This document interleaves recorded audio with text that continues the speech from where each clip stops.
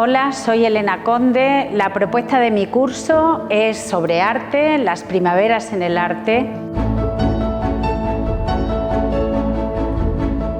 La naturaleza siempre ha sido una fuente de inspiración por parte de los artistas, inagotable, infinita.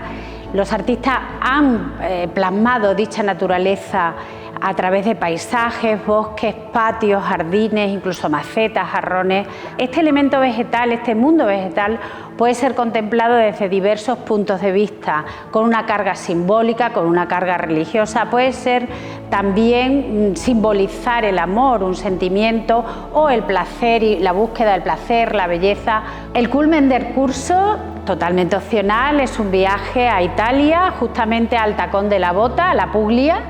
Recordad, las primaveras en el arte, aquí en Cantàpera. Os espero. Fundació Sa Nostra. Compromís amb les persones.